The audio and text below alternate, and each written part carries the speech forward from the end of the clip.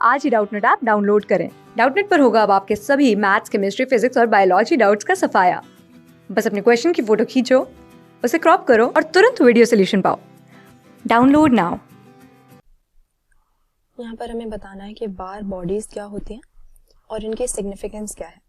तो बार बॉडी असल में एक ऐसा स्ट्रक्चर है जो ह्यूमन बीइंग्स में क्रोमोसोम्स के साथ रिलेटेड है।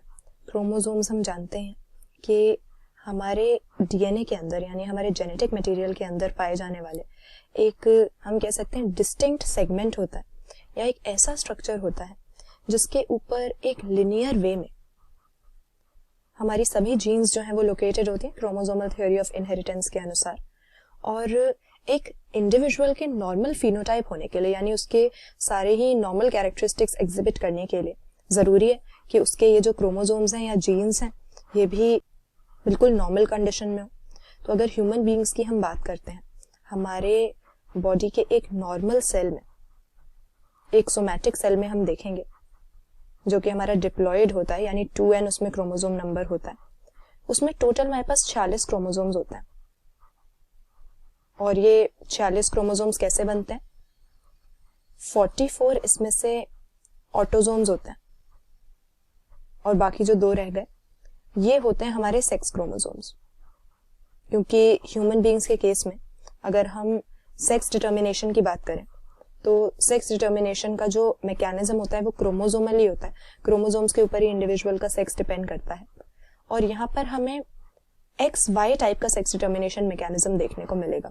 तो XY से हम क्या समझते हैं कि यहाँ पर जो फीमेल होगी उसमें हम देखेंगे कौन से 2 सेक्स क्रोमोसोम्स होंगे। उसके पास दोनों के दोनों X क्रोमोसोम होते हैं, XX कंडीशन होती है। जबकि मेल के केस में सेक्स क्रोमोसोम्स अलग होंगे, उसके पास एक X क्रोमोसोम और एक Y क्रोमोसोम होगा। तो यहाँ पर बेसिकली एक नॉर्मल मेल होने के लिए एक X और एक Y क्रोमोसोम होना चाहिए और नॉर्मल फीमेल होने के लिए 2 X क्रोमोसोम होने चाहिए।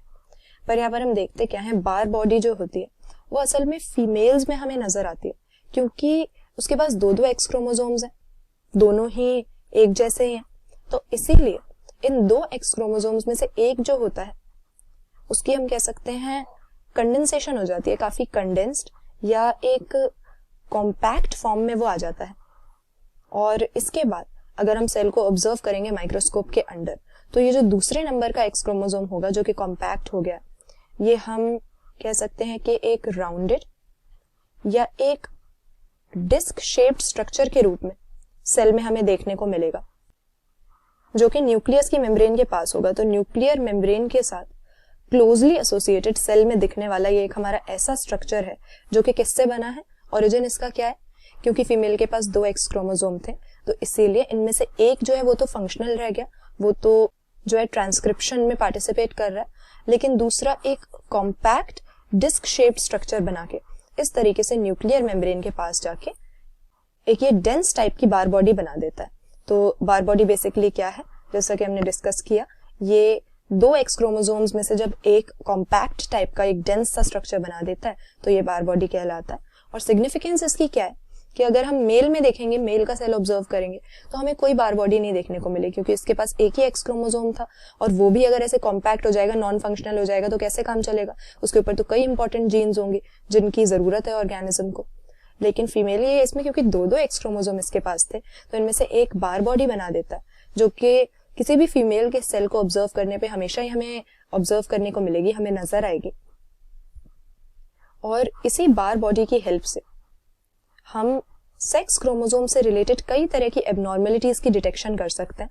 क्योंकि अगर मेल को देख रहे हैं तो उसमें बार बॉडी हमें नहीं दिखनी चाहिए अगर उसमें नॉर्मल XY कंडीशन है, और अगर फीमेल को दिख रहे हैं तो ये केवल एक बार बॉडी यहाँ पर नॉर्मल फीमेल में अपीयर होनी चाहिए उसके सेल में। लेकिन अगर कोई भी एबनॉर्मेलिटी होती है, क्योंकि कई बार हम देखते हैं कि सेक्स क्रोमोसोम का नंबर जो है नॉर्मल नहीं है, तो इस तरह की कोई भी अगर हम देखेंगे क्रोमोसोमल डिसऑर्डर पर्सन में होता है तो बार बॉडीज का नंबर जो है वो नॉर्मल नहीं दिखेगा। और इस एबनॉर्मेलिटी को हम बार बॉडी की वजह से, बार बॉडी की प्रेजेंस या एब्सेंस की हेल्प से जो है डिटेक्ट कर लेंगे। तो क्रोमोसोमल जेनेटिक डिसऑर्डर्स को डिटेक्ट करने में, एबनॉर्मेलिटीज के बारे में पता लगाने में बार बॉडीज हमारे बहुत काम आती हैं। क्योंकि मेल और फीमेल के सेल को जब ऑब्जर्व कर रहे होते हैं तो दोनों में यही मेन फर्क एक आएगा कि मेल में हमें कोई बार बॉडी नहीं दिखेगी, जबकि फीमेल के सेल के अंदर न्यूक्लियर मेम्ब्रेन के साथ एसोसिएट ये एक राउंडेड या डिस्क शेप्ड स्ट्रक्चर हमें नजर आना चाहिए। क्लास 6 से 12 से लेके नीट, IIT, JEE मेंस और एडवांस के लेवल तक 10 मिलियन से ज्यादा स्टूडेंट्स का भरोसा। आज ही डाउनलोड करें डाउटनेट ऐप या व्हाट्सएप कीजिए अपने डाउट्स 8400 400 400 पर।